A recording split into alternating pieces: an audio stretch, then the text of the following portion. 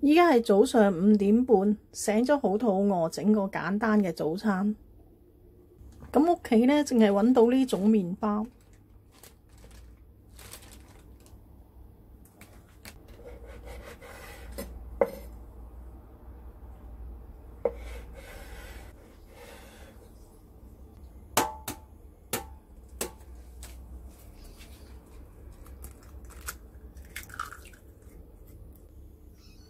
少少鹽，我會俾少少肉桂粉，咁你哋可以唔落嘅。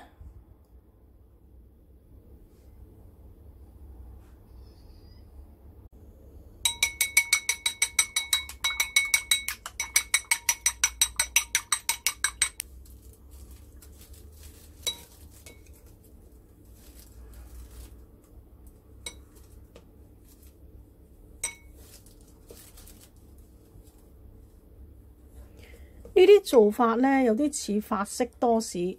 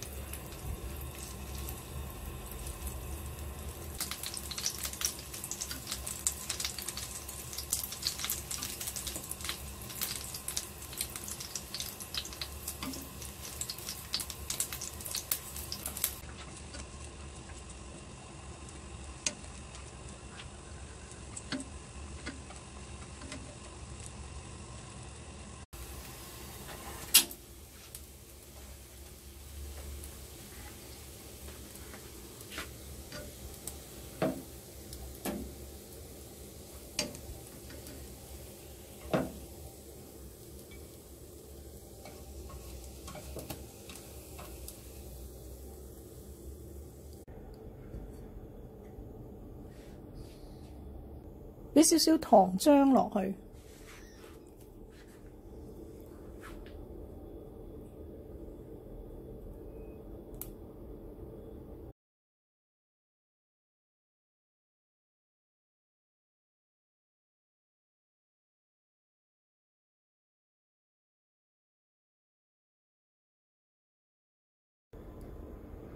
類似呢啲多士嘅煮法，好多唔同國家嘅 YouTuber 都拍過。其實食物嘅嘢都係大同小異，煮法都係千篇一律。